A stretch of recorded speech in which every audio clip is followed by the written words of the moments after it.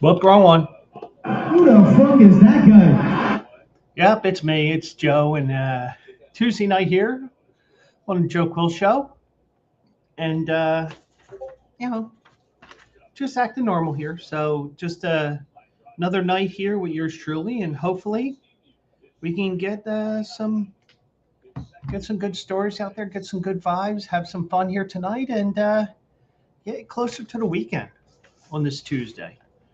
Yeah, it still seems like you're still, because they say tomorrow's hump day, you're still going up that hill, and then once you go hit the peak, so, but yeah, we're here tonight, and got a lot to talk about.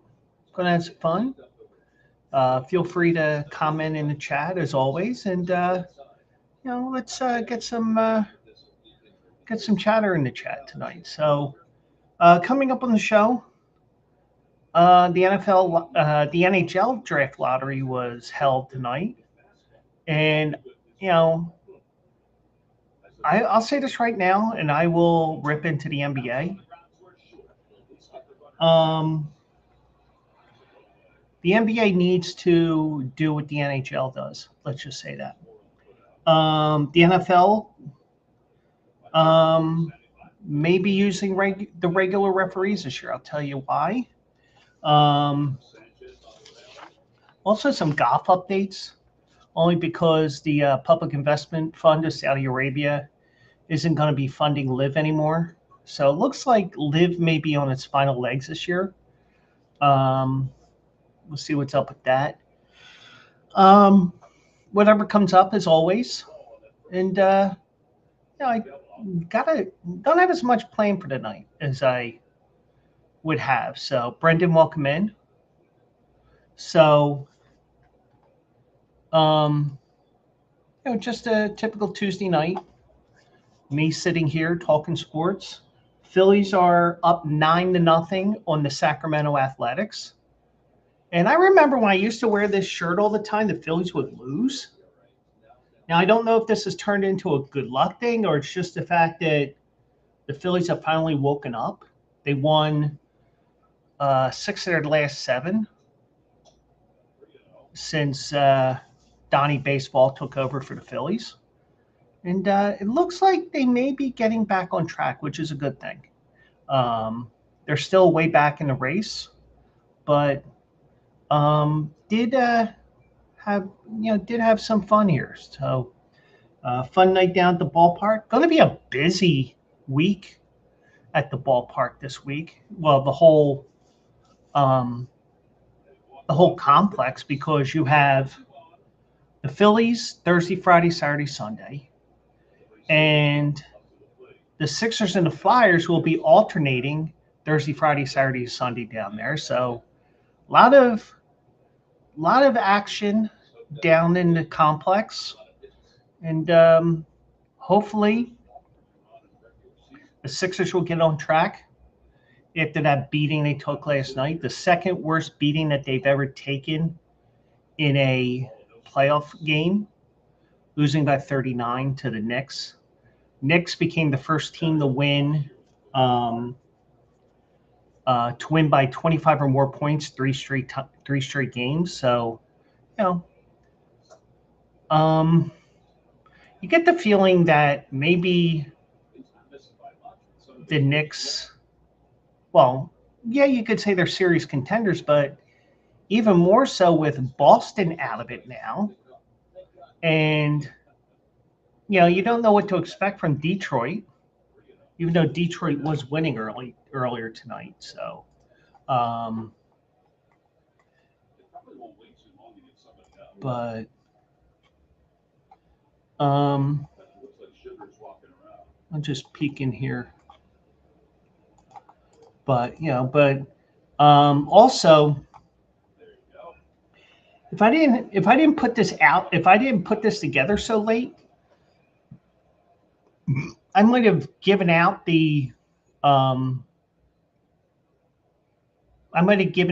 um, some of my baseball picks for tonight because I had Bryce Harper to hit a home run with a 50% boost. Well, that paid at 540. plus 540. So that was a pleasant surprise.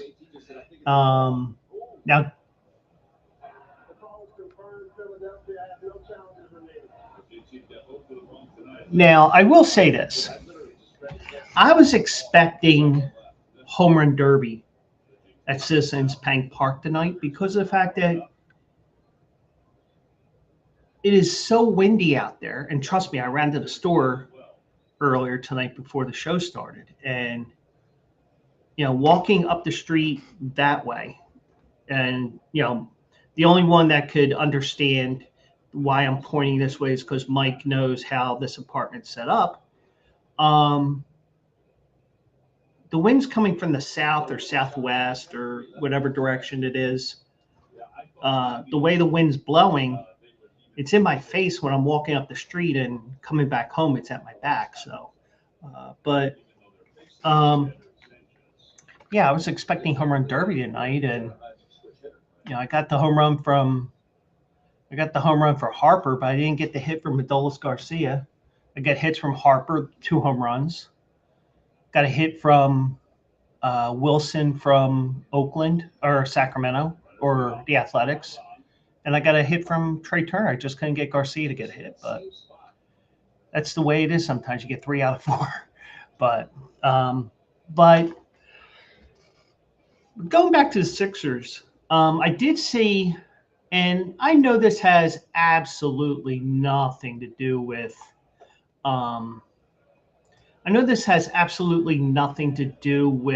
how the Sixers played last night.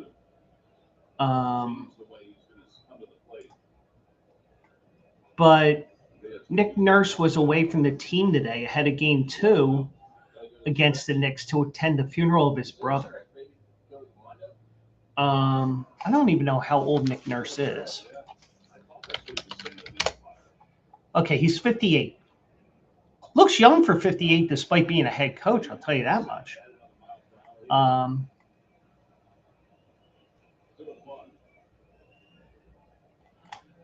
But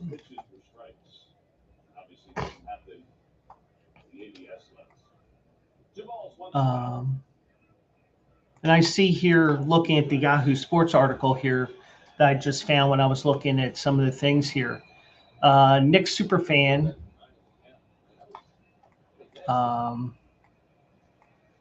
sending love to Nick Nurse as he attends his brother's funeral for Game 2. Stiller sent a message to Nurse on X, formerly Twitter, after it was reported that Nurse was taking a temporary leave from the Sixers to attend his brother's funeral. His brother died unexpectedly in Iowa on Wednesday, the 29th. That was the day before Game 6 between the Sixers and Boston. They were able to hold off on a funeral until after the series was over.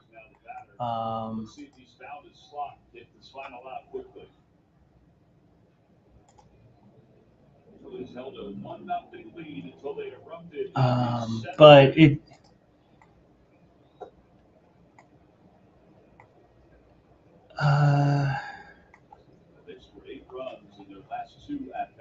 He should be back for Game 2 tomorrow night. Even though the Yahoo article says that Game 2 is in the city of brotherly love. The game is in New York, so. Okay, ESPN's article. Nurse is expected to rejoin the Sixers for Game 2 on Wednesday night at Madison Square Garden. Mike Brown, the Knicks coach, said, "I'd like to pass my condolences along to Nick Nurse and his family, his brother's family, and all their friends." Mike Brown said that from the team's training center in suburban Greenburgh, New York. Life is precious, and you don't wish that upon anybody. So I'd like to pass on my condolences to him and his family while they're going through these times. So, yeah. So, but I'm sure the assistant coaches and everything, they know what they have to do. I'm sure that he gave specific instructions to the assistant coaches as well. I'm sure one game, day off, a game, a day off, and then another game on tomorrow. I'm sure that it wasn't that huge of a practice. I'm sure it was just a shoot around or wherever they had the shoot around. Um, so I don't think. I mean, obviously, this isn't going to affect things one bit either way. But and I will even say that this had nothing to do with the Sixers' loss. It was just that the Knicks came in red hot, having won by 51 in Game 6. Then they had then you had the Sixers that had had to have an emotional letdown. So you had to do something. Um, so yeah, you would expect that emotional letdown. So, but I think you may have a case here with the Sixers the same way that the Flyers did last night. Now, I will preface this. Yeah, the Flyers lost in overtime and they're down 2-0. But they did play a lot better and they did hold a 2-goal lead on Carolina. It's just that Carolina is too damn good. And you hope the Flyers can step up their game and have at least one more game back in Carolina, and maybe have 3 more games here in Philly, games 3, 4, and 6. But it's going to be an uphill battle for the Flyers, and it's going to be an uphill battle for the Sixers too.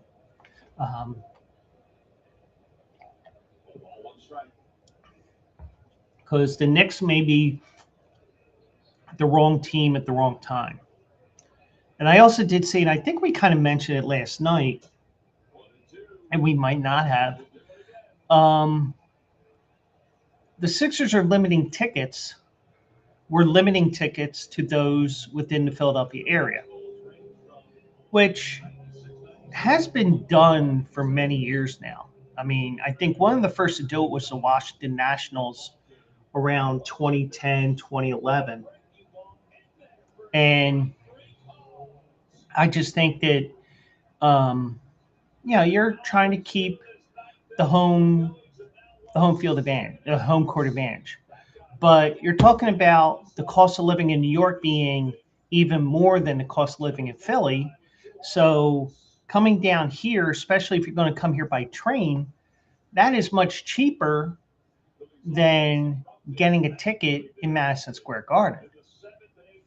So that's why they want to come down here, is because, okay, not only do we get to root our team on the victory, it's also, hey, it costs a lot less down at the Xfinity Mobile Arena. So, but the thing is, and I didn't get too far into it because I didn't want to start clicking on things, because the next thing you know, I have 2 tickets for Friday night, which, I'm not wasting $600 on a secondhand market, or minimum $600 for combined for 2 seats. I don't know if they can still use StubHub, SeatGeek, whatever we promote here at Q&A Sports Zone. But whatever we do, you have to realize that, there are ways around it. And I'll tell you what, before, about 20, 25, 30 years ago, you had a true home court, home field, home ice advantage. Because unless you got the team like right in your own neighborhood, you're definitely going to have a home court advantage, because not many fans are going to trek all the way over. But the problem is now, you can go on the internet right now. Like, for example, I was looking at tickets to go up to Boston next week. I'm not doing it. I got too many things I got to get done. And also, it's Preakness week.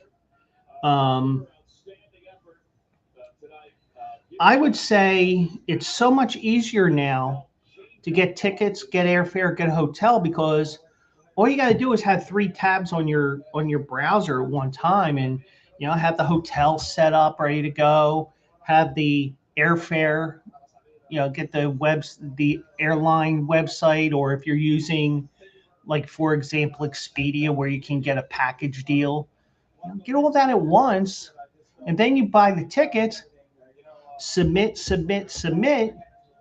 Here's your tickets. Here's your game tickets. Here's your airplane tickets. Here's your hotel reservation. So it's so much easier now, because I know, me personally, I don't want to talk to anybody on the phone. I really don't. Because half the time, you're going to be talking to somebody in some third world nation, and truthfully, they don't know jack shit about America. And they're probably going to set you up at some hotel, 15 miles away from where you're talking about that you want to stay at. But, like with me, I have specific things I want. I want to be near the stadium within reason. Or if I can get there from, taking a train or bus, or, that's fine too. But you have to realize that you're going to have to, um,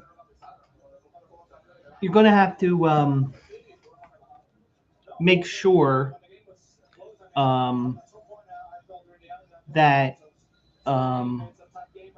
you have everything all set up and ready to go. Whereas it was much more of a hassle back in the day, because it's like, all right, let me call the airline.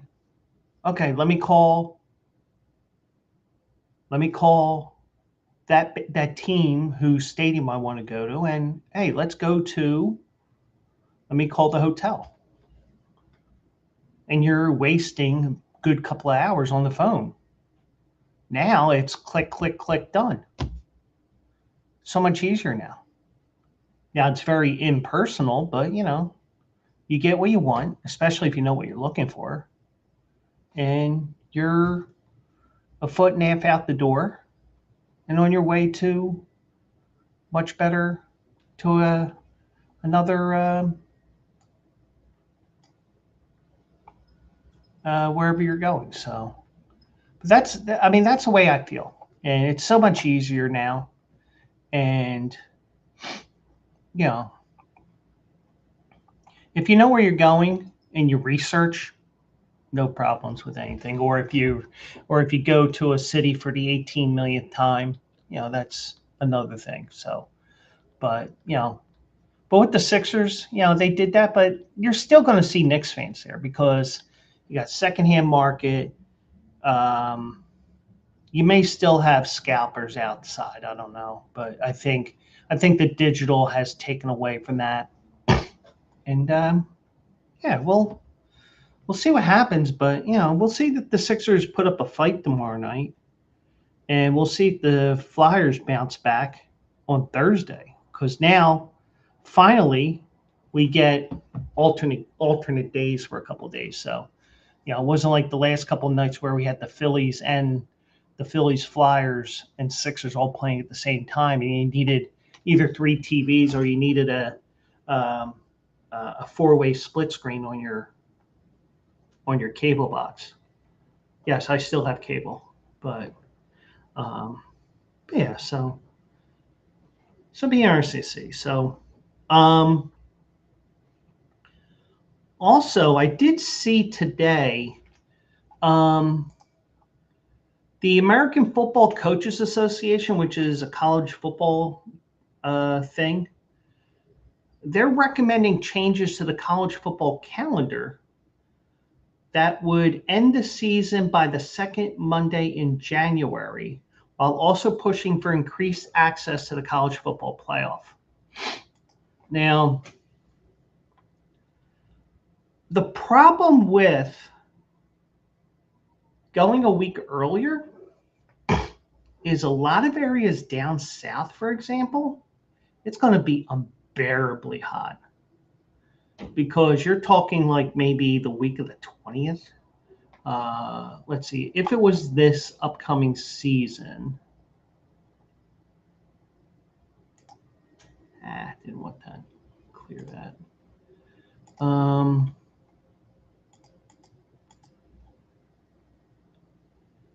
I think the season with week 0 is the 29th, so they want to start on Thursday the 20th if it was this year, but it's not until at least 27. I don't know. But I think we're seeing some things here that kind of make sense, some that don't, but But I think having the final in the second week in January actually makes sense because it's like the end of winter break for most schools. So, you have the transfer portal and all that and all the crazy stuff that they have here. So the AFCA board recommended for proposal, announced for proposed calendar changes. Ending conference championship games, which I do not agree with. See, the way I want to see the way that I want to see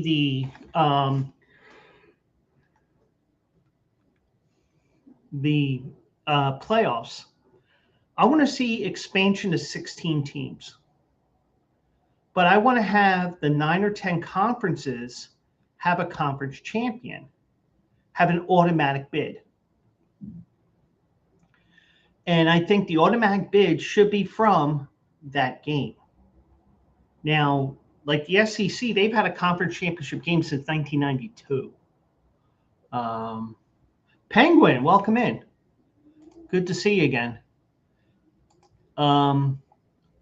Because personally, I'd like to see a 16-team playoff, and I'd like to see 16 teams where you had the 10 conferences, because I think it's 10 now with the Pac-12 back in existence in July. I'd like to see those 10 teams and then 6 wildcards. And then you just seed them 1 through 16 and you have at it. First round, campus sites, and then go to the bowl game sites. I mean, the 1 and the 2 seeds are going to have bye weeks, essentially, you would think. But, you do have an opportunity to really do something. And like some of these other conferences, like the bottom feeder one. Yes, it is, Penguin. We are now Q&A Sports Zone. And I won't admit it. I don't think AJ will admit it. Right now,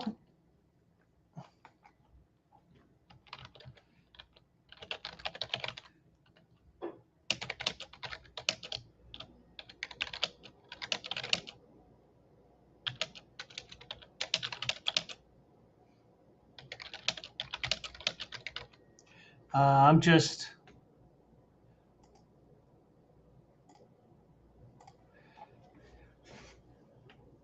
so we have Q&A racing up, and that's because last week was the lead up to the Kentucky Derby, and that was a crazy week. I did 7 shows last week.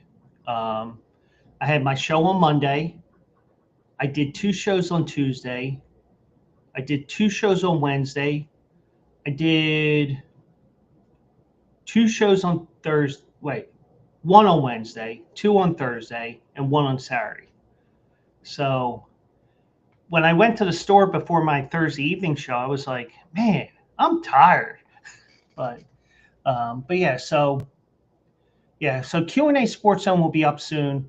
Q&A Racing is live. And just to let you know, Penguin, I do own a racehorse now. So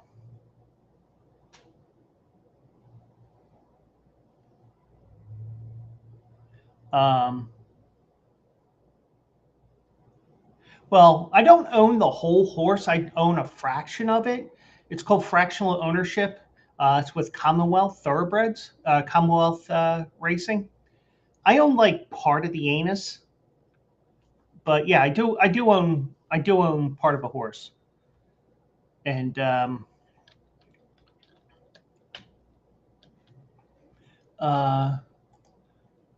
and since you haven't been around too much, because life gets in the way of a lot of things.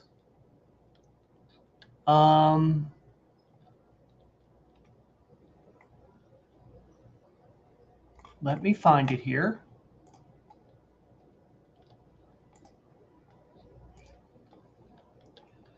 My horse doesn't have an official race name yet. And those that are watching tonight, if you ever wonder why I say plus whatever comes up, this is exactly why.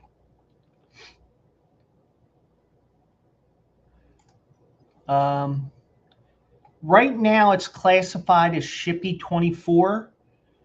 They don't have an official jockey club name for it yet, but exactly, you can't make money if you don't own the juice. So as you can see, I had 20 shares of the horse. So, so this is a 2-year-old colt, which means next year, AJ and I may be at the Kentucky Derby. Now, AJ also has another horse that he swears by, but he also got in on this horse as well. But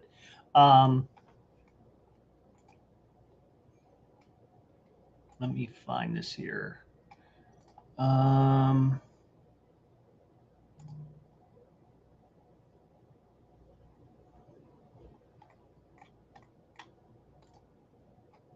Trying to find.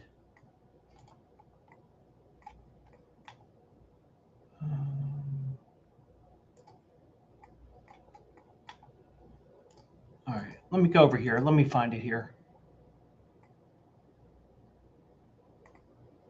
There's supposed to be an update this week about Shippy.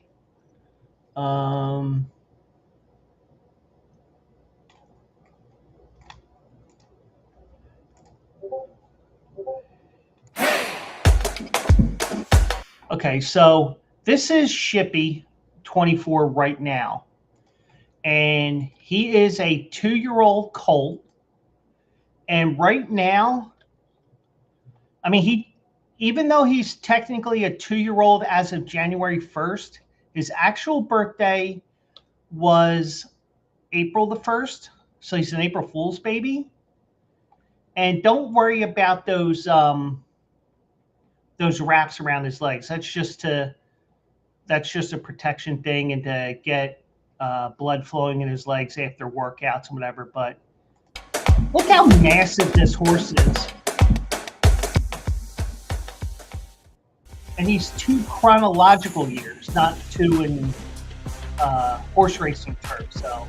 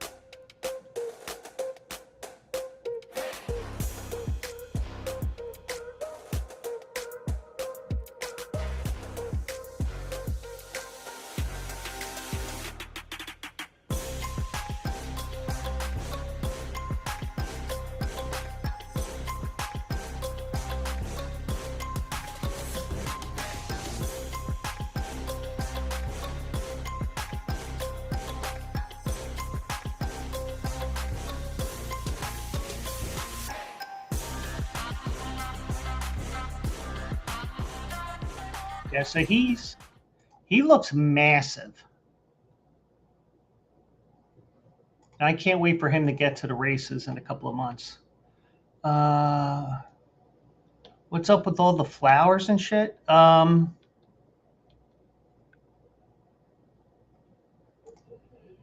always about the size. That's very true. But crazy, you can pretty much do a layaway plan on a horse and cash in. Yeah, I don't have that much money in it, but you know. But the one thing is,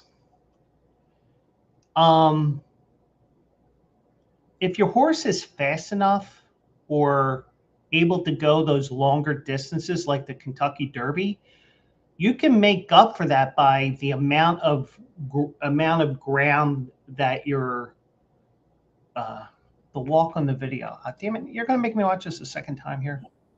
All right, let me pull this back up here. We'll watch it a second time. I'll see what you mean here.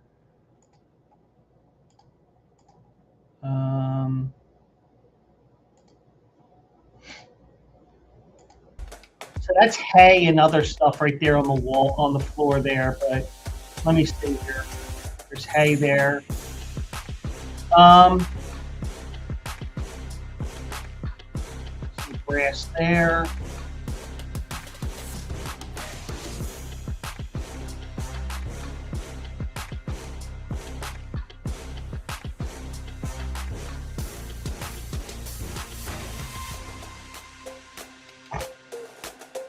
Might have been just decoration more than anything else.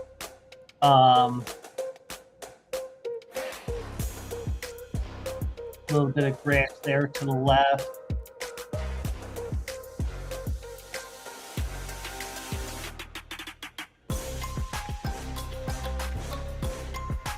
Might have just been some decoration there.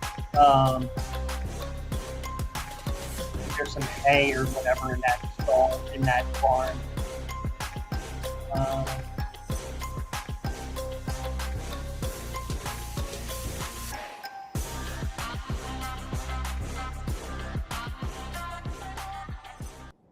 Yeah, it might have been.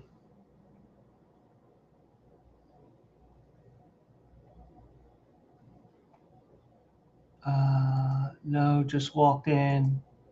Yeah, I should have known, but you know, but the thing is, I will say this, and I say it a lot of times. A lot of times I will miss something that somebody else sees, and it's like, oh yeah. So, yeah, I mean, I had to look it up. I had to look because, you know, sometimes you just miss things. And your Diamondbacks have started with the Pittsburgh Pirates.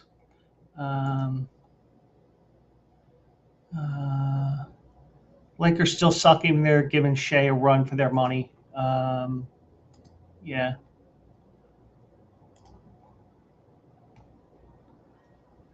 Bellinger did not hit a home run for me tonight. Damn it.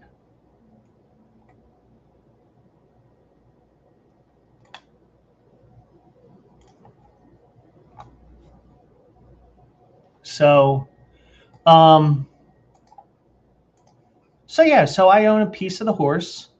There was a note here on here.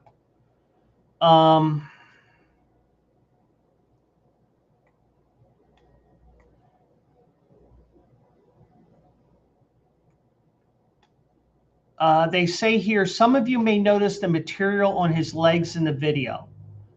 This is an analgesic poultice, a common post-training protocol used with many racehorses to help draw out heat and reduce minor inflammation after morning exercise. So that's just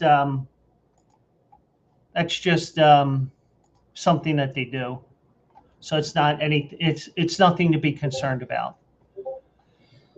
But yeah, so I'm looking forward to see that horse run probably during the summer, and AJ might have to put up with me for a couple of days. I admit I don't have the game on. I only have I had the Phillies game on tonight. The Phillies won 9-1, and I did hit my. I did hit with Bryce Harper hitting a home run with a 50% boost.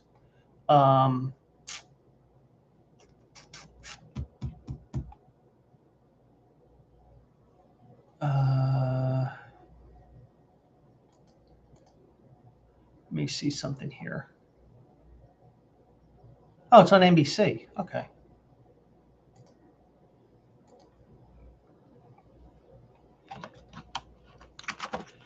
I thought it. See, the good news is I got a TV here that's 20 years old and somehow it still works. Oops.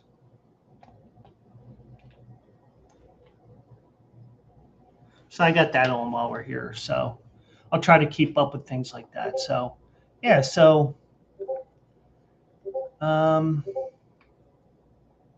7-point game so far, 58-51.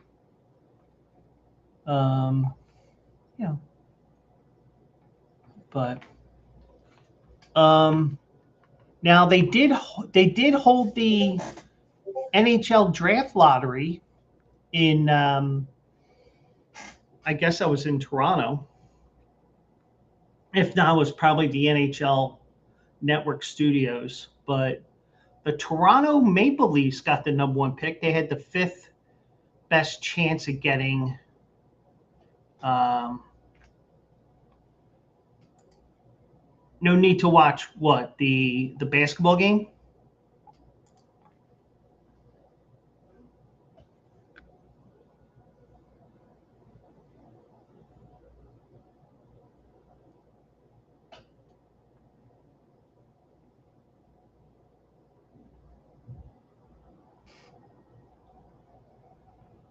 Because truthfully, it's just on without the sound up for me. So it's no big deal for me. But yeah, so we had the NHL lottery. Let's get it back to the Eagles. But I will say this. I blasted the shit out of the NBA on X today, and it's gotten over 1,300, almost 1,400 views. And here's what I said. Here's what I said on X today after the lottery.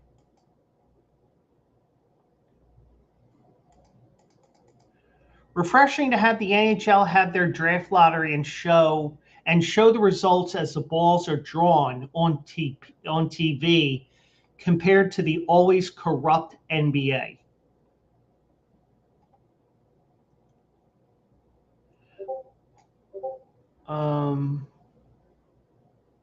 So they do have, and the thing is, the NBA, rumor is that they did fix the lottery for Dallas because, okay, well, you traded Dirk to LA. We'll make it up to you.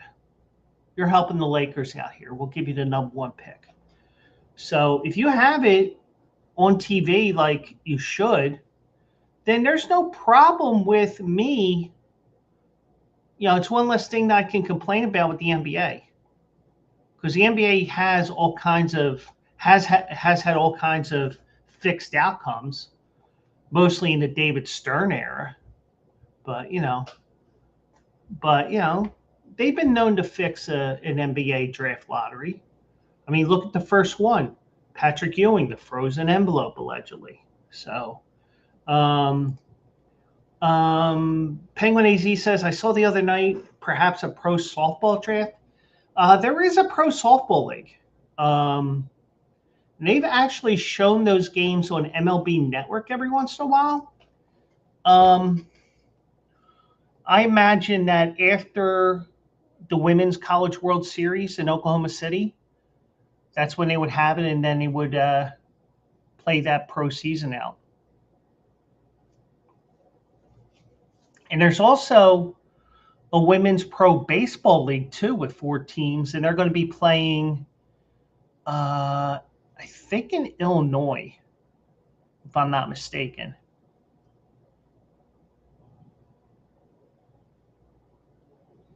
NBA is no basketball allowed. Yeah, I agree. But Toronto got the #1 pick. And WNBA is the women's NBA, Women's National Basketball Association. But they did have I forgot what I was saying now. But the women's, there is a women's baseball league that's going to be starting this year. There was a women's fast pitch softball league that started last year or 2 years ago. So you do have that. You have the WNBA as well, which is in its 30th year, I believe. So you do have that.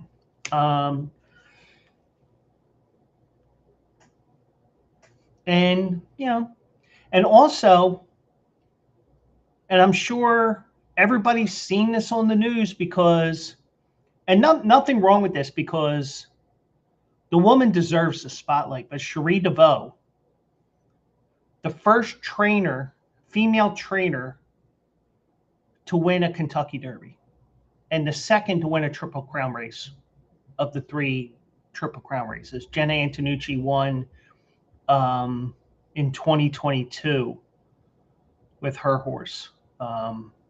Name's escaping me. But yeah. And women's sports are the thing right now. And ESPN, since they don't have Sunday Night Baseball anymore, as long as they don't have to cover a hockey game, the programming on Sundays are supposed to be women's sports related. So keep an eye out for that because, you know, now the ratings will probably take a hit if you compare Major League Baseball from 7 to 10 p.m. on ESPN last year versus whatever they're going to show in that time frame, because there are Neanderthals out there that are going to say, oh, women's sports, F that. You know, there are people that are going to say that. Now, me, I'm probably going to miss it because either I totally forget or there may be something else on, or I just may not have enough screens around me to watch. But it would be interesting to watch WNBA, whether it's Caitlin Clark or not. Because, you know, I kind of got into it a little bit, especially one of my friends who happens to do some writing for WNBA in general.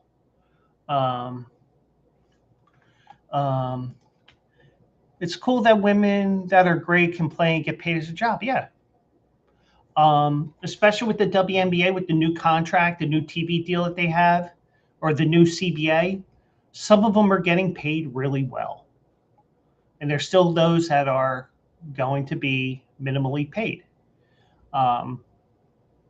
You are going to get some that really get paid well.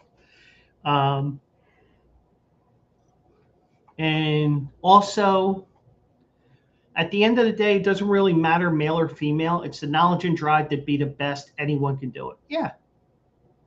And I will say this. The WNBA can be more,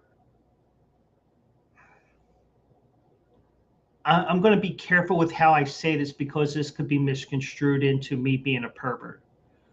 I think it could be more pleasing, aesthetically pleasing, because it's more fundamentals. Now, granted, they are shooting a lot of threes as well, but you don't see them dunking every chance that they can get. You are seeing, you know, layups, lay-ins, bank shots, mid-range jumpers, whatever, but you do have the players that can shoot 25 to 30-foot jumpers like a Caitlin Clark.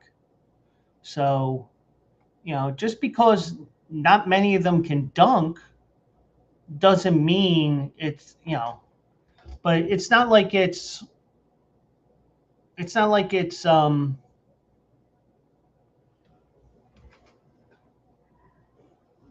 you know, just because they aren't dunk all the time doesn't mean that it's not exciting. I mean, you can have an exciting game, but you can also have a game which, you know, you can have a men's match in the NBA, which is boring as hell. So either way, you know, and by the way, Penguin, just to let you know, you know, you you can have some NBA games that are really boring, and there's some WNBA games that can be real boring. And then there's NBA games that have you extremely excited. Calm down, Penguin. I'm not being a pervert there. Or you could have games in the NBA that's really exciting. So, and the great thing is you never know what's going to happen with these games. So that's definitely something I would say. But with the NBA, with the NHL lottery, I find their lottery much more open, and I appreciate that because on the one hand, we have the NBA who went through the David Stern era where you just wonder is everything fixed so that Michael Jordan can win every year, or the Lakers can win every year, or have the most captain obvious team win the championship every year. Um, but um, but I will say this. Um, I really find it interesting the way that the NHL does it because they draw 4 balls from I think it's 1 to 14 or 1 to 16, whatever the numbers are there in the ball in the hopper. In the hopper. Not Bryce Hopper, but not Gary Papa, but but everything is all up front. Whereas the NBA's like, yeah, we'll just put the logos in envelopes and we'll make it look like we care. Um, you know,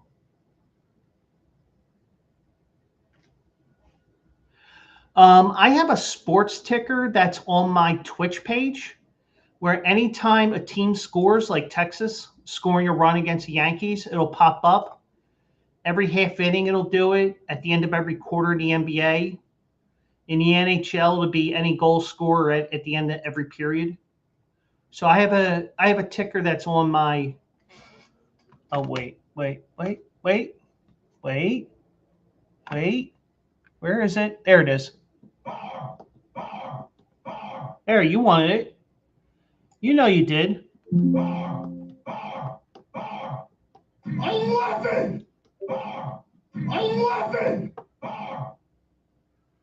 Who the fuck is that guy?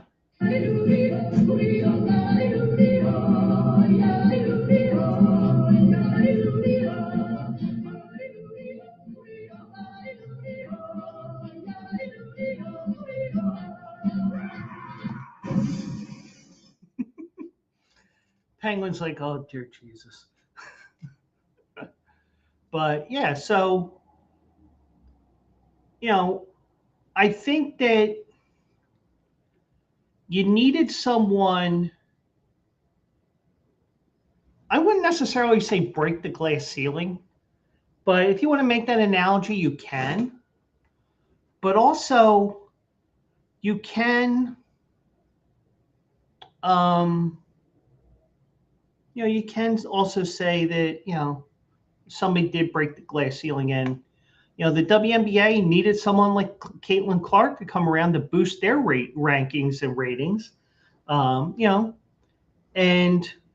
they're right now in a perfect spot because you're going to get to the point. But you got a great opportunity for this league to really start growing.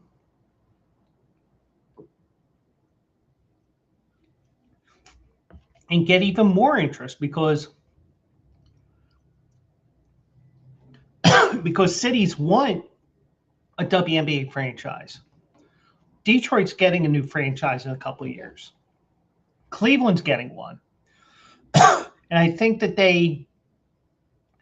they're not going to get their old team names back. Detroit was the Shock. Cleveland was the Rockers.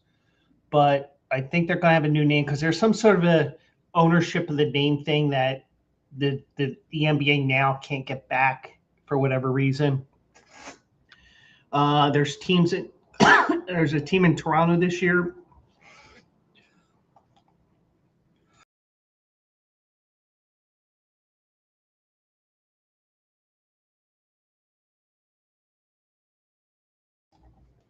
Got a tickle in my throat. And if you were here last week, I was sitting here and AJ calls me at like 10:45 and I'm still streaming. And I ended up muting my volume and not my microphone, so everybody heard me talking to AJ.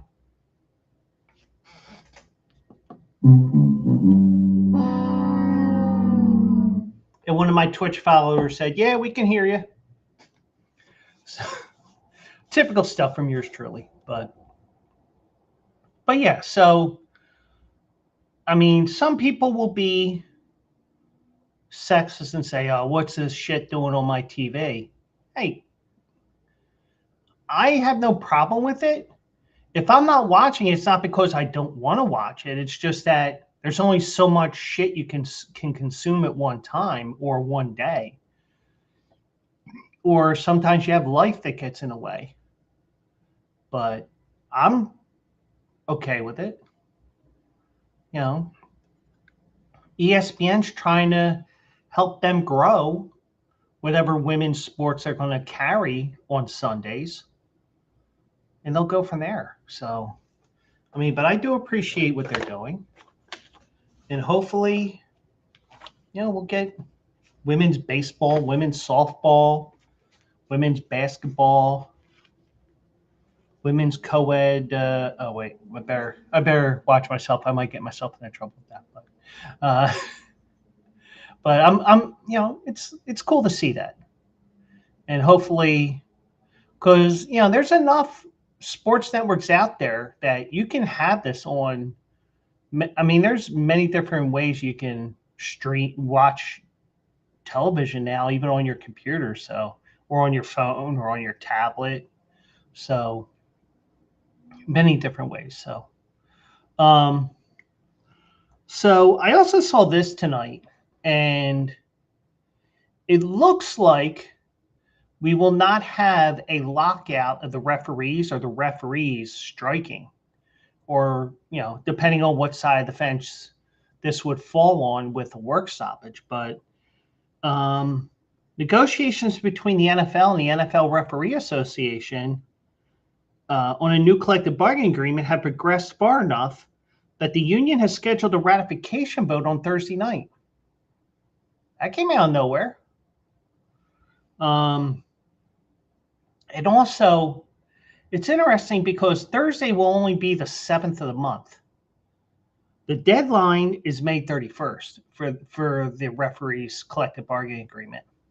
A lot of times, and I can say this from personal experience at Verizon, because Penguin, I'm not sure if you know about this or not, if you're still here. I quote unquote retired from Verizon, so I can kind of get away with not saying redacted anymore. But I won't get into some of the things that happened behind the scenes. But you know, it was just, hey, I got to protect myself.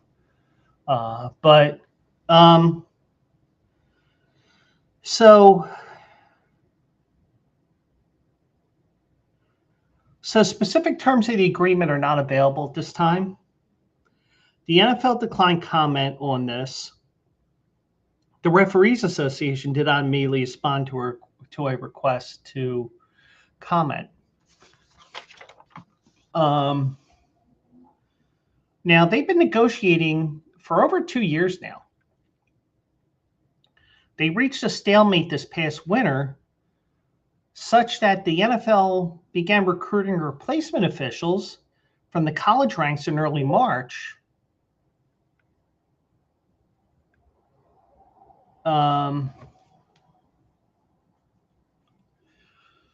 So the NFL recruiting potential.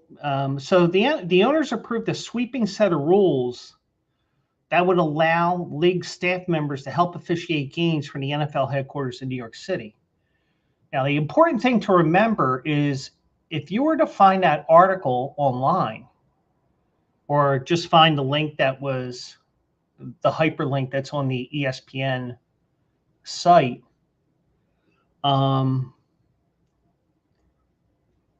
you do have, and it was specifically, these rules are specifically if you have replacement officials.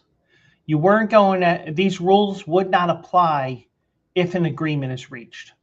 So you're probably going to see that those rules and those, the rules and everything go by the wayside. It was like a just in case situation, but they had something in place in case there was some sort of a lockout or strike.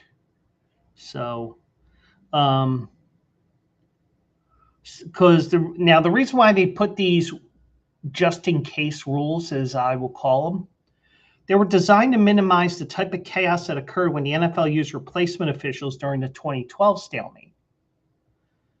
But because they were contingent on the use of replacement officials, the rules approved in March will not apply to the 2026 season, presuming a full ratification by May 31st. So you do, so they learn from their experience and they say, you know what, we can't do this again. We need to be ready. And the technology is there that you can officiate from, a skybox or at the NFL offices or wherever, however they would have this set up. You can do that. So, so the NFL negotiators hope to use the looming CBA expiration to make significant changes to the structure of officiating jobs. Whether this is part of the agreement or not, we'll see. But owners wanted to increase the probationary periods for new hires. I mean, it doesn't matter. It doesn't matter what job you get hired. There is a probationary period. Owners, they want to minimize the use of seniority for postseason, which kind of is the case, but they kind of use seniority with who's the best rated. I think they wanted to use solely best rated for if I'm reading into this properly. They want to decrease the duration of the official's dark period after the season, among other goals. I have no idea what that means. So we do have, so it does look like we are going to have regular football this upcoming season. So in terms of referees, so we ain't going to see a Hail Mary type play or other instance where these referees are way over their head.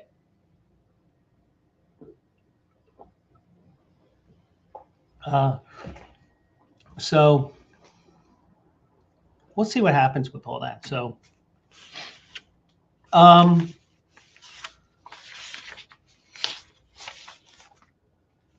let's see here. So we talked about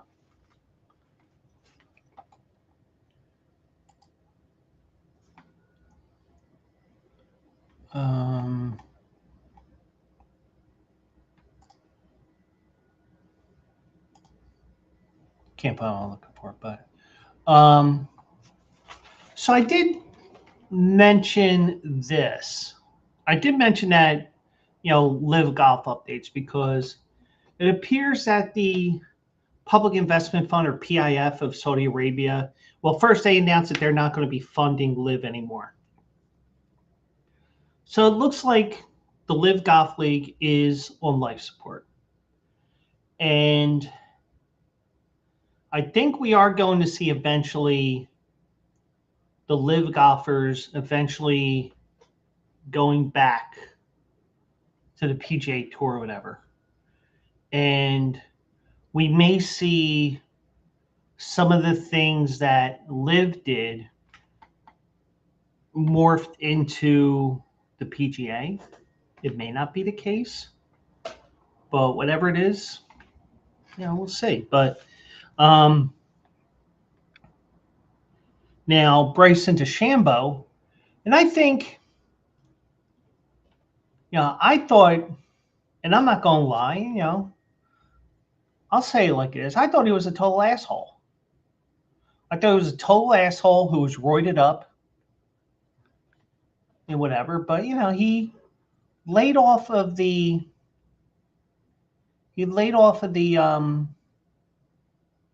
the the lifting weights and stuff like that a little bit. He trimmed down a little bit, but I mean, he's starting to become more likable.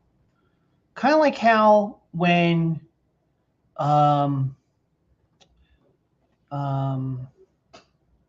Cody Clemens was here with the Phillies for a little bit, and the Phillies interviewed Roger Clemens, and they interviewed him as Roger the dad. I'm like, am I going to have to fucking like him?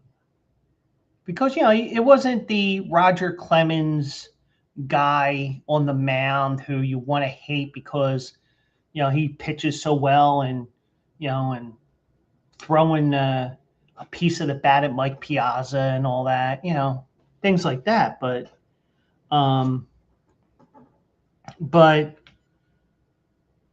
think from what Bryson DeChambeau is saying, it looks like with him, it looks like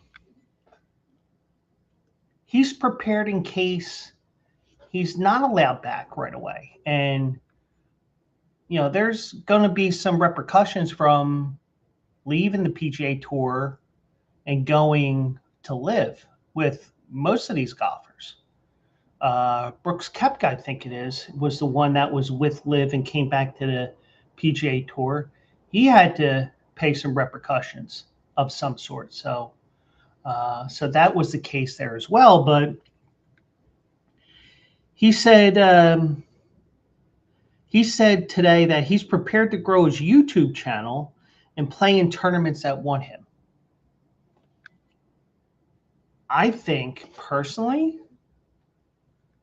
I think that they would want him because I think he's become much more personable. He probably was very personable. I was just like, I hate that motherfucker. But I think he's become much more likable.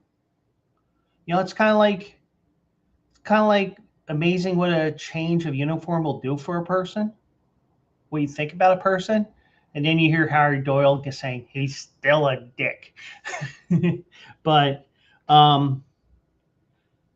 you know, I think he knows. I think he's preparing in case he isn't completely allowed back into PGA Tour. And I think eventually he will be allowed back as with others. Now there is a situation here that may make it even tougher for him, which we'll get to. But I think he's realizing, you know what? If I can't do this, I have something to fall back on. But he said he had conversations with the PGA Tour, but not specifically about what his potential pathway back to his former circuit might look like if LIV folds. So I think with him, I think that he realizes that he may have to sit out 6 months or whatever. You might have to pay a couple $1 million fine or, you know, whatever it is. But, you know, but he's like, well, there's other things I might be able to do in the meantime, you know, even though we don't know what the repercussions are going to be. But he said, I think from my perspective, I'd like to grow my YouTube channel 3 times, maybe even more, when he was practicing earlier today in preparation for this week's LIV Golf tournament at Trump National Golf Club. Now, he's probably monetizing his YouTube, making all kinds of money. So obviously the more you make, you know, all that stuff. So I think he knows that. I mean, he's also made a ton of money in his career as well. So it isn't like he's some struggling golfer that's trying to make ends meet, like Happy Gilmore.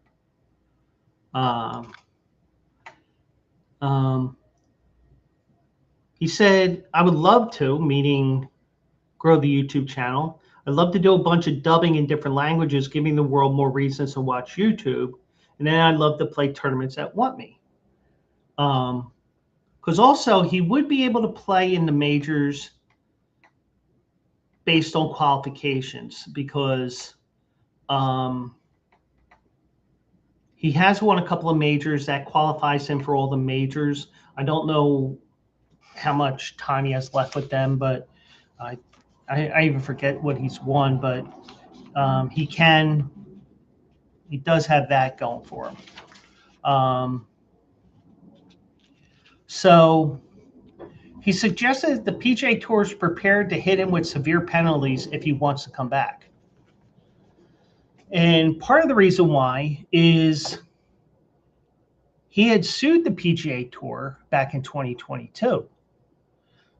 He was one of the biggest stars to join the breakaway circuit and was among 11 golfers who sued the tour later that year, alleging it used its monopoly power to unfairly suspend players who joined LIV Golf.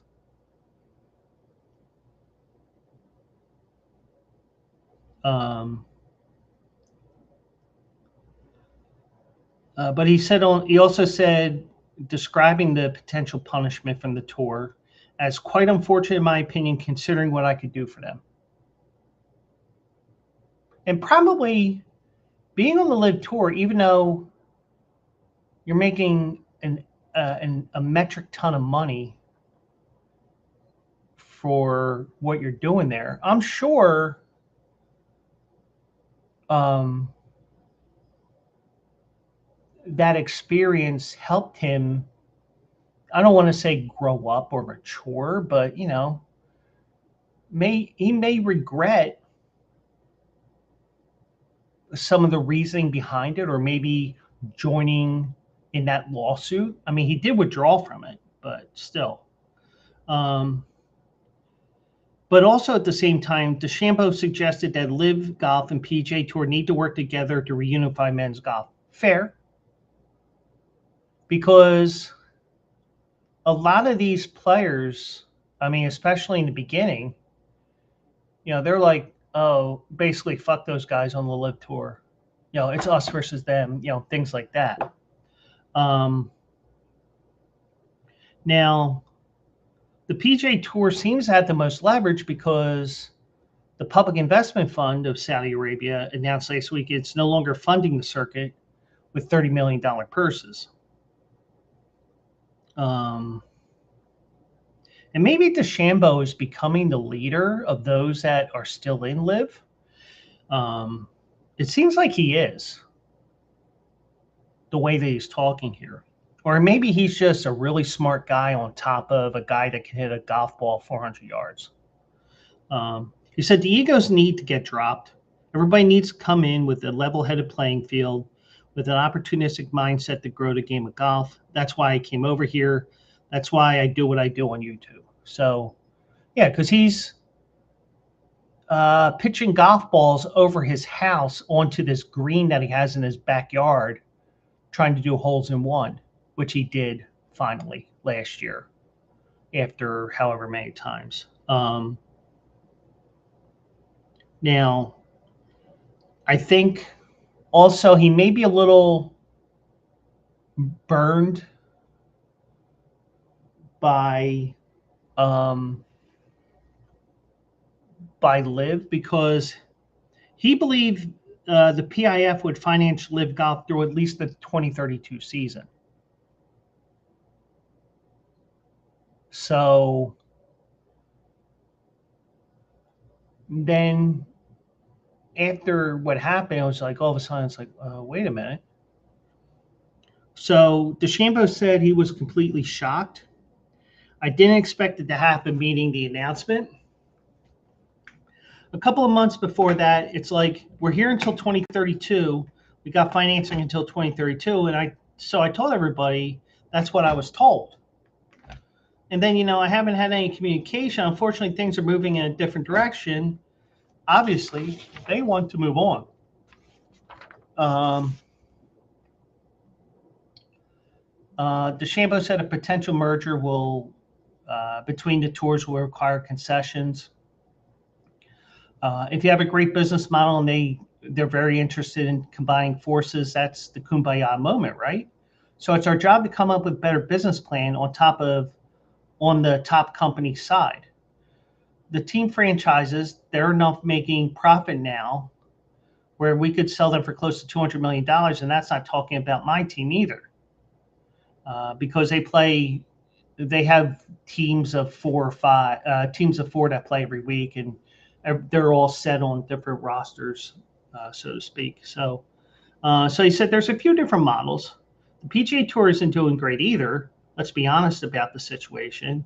They've got the media, they've got everybody on the side that helps pump it up, but they're reducing field sizes, cutting employees, and restricting their businesses too. But also note, his contract expires after the season, so he may just say, you know what? There's no more Saudi money in this. I'm going back to the PGA Tour. I'll take my punishment. I'll take it like a man, and I'll be back on the tour before you know it. So, but it'll be interesting to see because a lot of these players, you know, they're all. I mean, you got enough guys on the tour where you can suspend them, ban them for 6 months, whatever, minus the major tournaments that they would still qualify for. But you could, I mean, it's unlike Major League Baseball or basketball or hockey, where sometimes if you got to suspend the whole team for fighting, like let's say there's a bench clearing brawl in the NBA and all 12 guys on both teams are fighting each other, let's pretend, you know, you're not going to, because you want to keep the product on the court as good as possible, you're going to suspend probably 2 players at a time, depending on how long the suspensions are. Like, you know, you'll have like the 11th and 12th guys serve like games 2 and 3 of a series, and then the next 2 will be games 4 and 5, and then games 6 and 7. And if they don't get served in the regular season, they would serve in the regular season the following year. But you know, I'm making stuff up, but you get the idea. Whereas with the PGA Tour, where a lot of their tournaments are 156 players, yeah, I think also part of the reason why they want to shorten is because they want to make it more competitive and all that too. But so you can look at it from many different angles, and you know, Bryson DeChambeau may be onto something here. Oh, you know, they're not doing as well as they're saying as well either. But you know, he does know a thing or two about a thing or two, so to speak. So, but now Jon Rahm, now he's got multiple years left on his contract with LIV Golf and doesn't see many ways out as the league attempts to find new financing after the Public Investment Fund announced it'll pull the funding. He also revealed that he has settled his long dispute with the DP World Tour, which is the former PGA Europe Tour, or European, however they word it. It's now called the DP Tour, but it's basically mostly Europe. So he said he settled his dispute over his unpaid fines for playing in conflicting events without a release. It allows the former #1 player to regain his eligibility to compete for the European team in next year's Ryder Cup. Rahm said, right now I have several years left on my contract. I'm pretty sure they did a pretty good job when they drafted that, so I don't see many ways out. Right now, I'm not really thinking about it because we still have a season to play and majors to compete for. It's not something I want to think about just yet. Now, he's won the individual championship for LIV Golf twice. He leads the league in points this season with 2 victories and 3 runner-up finishes.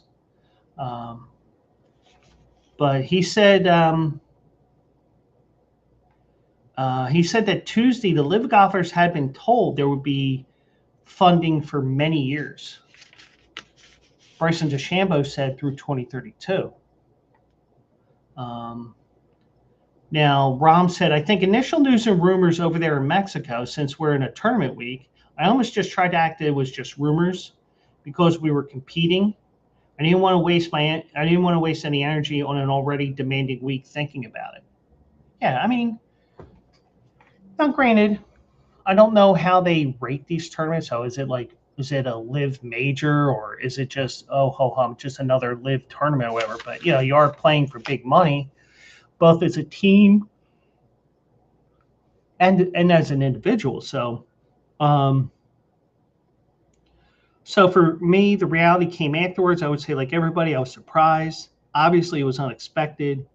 We did hear the news that there would be funding for many years, but then as the future of the league goes, I think there's obviously a question for the business people. And and we may never know the reason why the Saudis pulled the funding. It may just be, all right, we can't, because the thing is, with all that oil money, they can make money they could pour money into anything they want to. But be interesting to see if they had what their reasoning behind it was, and I guarantee you, we're probably never going to know. But LIV had lured many golfers away from the PGA Tour with guaranteed contracts worth more than $100 million. Rahm reportedly received $300 million over multiple years, and purses in these tournaments have now reached $30 million.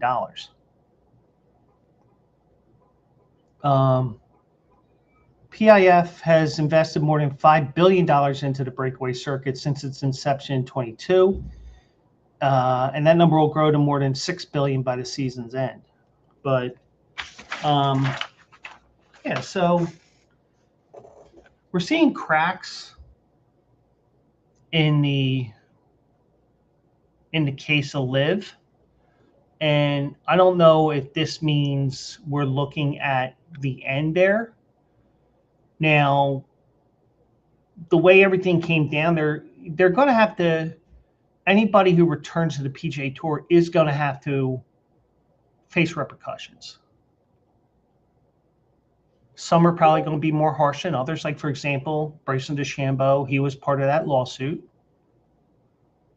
But, you're going to have to do something. There's something that's going to happen. And probably Jon Rahm, he probably will face something with the PGA Tour, but with the DP Tour, I think that they have this agreement with the fines or whatever.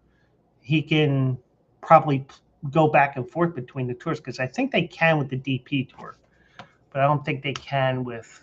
I know they can't with the PGA Tour except for majors. So, but it'd be, be nice to see a full PGA Tour with all the top stars and not just some of them because, oh, by the way, they all left us. But so right now, OKC's up 56-67. Pistons won game one, 111-101. Check my baseball stuff out here.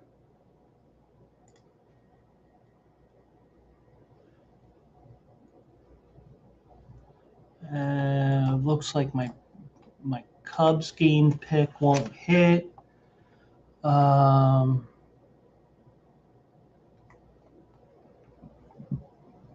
Yeah. Okay. So just want to remind you as well that also eligible will be live on Saturday morning at 10 o'clock. We're going to go to Aqueduct. We're going to look at 4 races there. We're going to look especially at the Peter Pan. And I used the joke the other night. I'm a GIF guy. Not really, but just joking around. But they got the Peter Pan this weekend, which is a prep for the Belmont. But it's only a 6-horse field, and 3 of the horses are not nominated to the Triple Crown. So,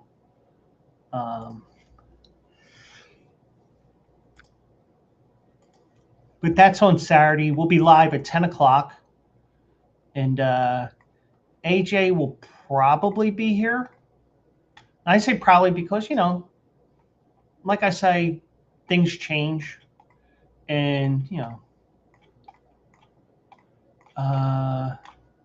they got the John A. Nehru Stakes. That's going 6 furlongs for older horses. That is a field of 6.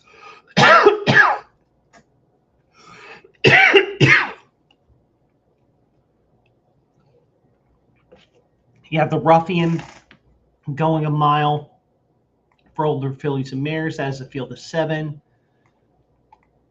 You have the Take the 8 Train Stakes. That's a 6 furlong sprint race on the grass for 3-year-olds. And we had the Peter Pan going a mile and an eighth on the dirt. And let's hope. No, they don't. Okay, I was hoping they would have a pick 4 races 6 through 9, but it does not look like they do. It looks like that they're catering to TV and make sure all those races are done by 5:30. So, but at least they have 4 of them in a row. So that'll be this Saturday, and that will start at 10 a.m. Eastern, 7 a.m. Pacific. Adjust for your local time zone. So that is going to be it for this show. And I do appreciate each and every one of you for watching. I will be live Thursday night at 9 o'clock with more fun.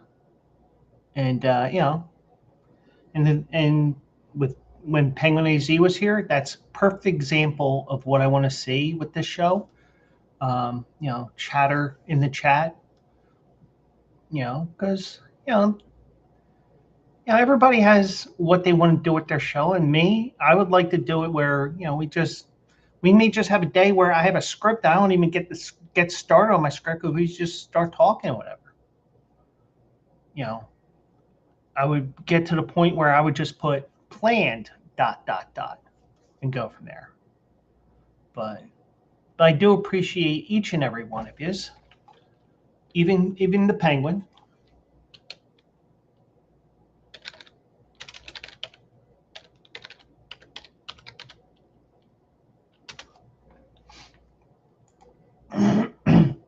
Forgive me for whatever reason, my kind of major tickle in my throat. So I do apologize for that. But we'll do it live again Thursday night at 9 o'clock. Hopefully more interesting stories. And condolences to the family of Nick Nurse after his brother passed away. And, I hope everybody who's out there has a great night, great day tomorrow. And we'll do it again Thursday night, 9 o'clock. And if not, join me at 10 o'clock. Maybe I can give you guys a couple of winners. So I hope everybody has a great night. I'll see you on Thursday. And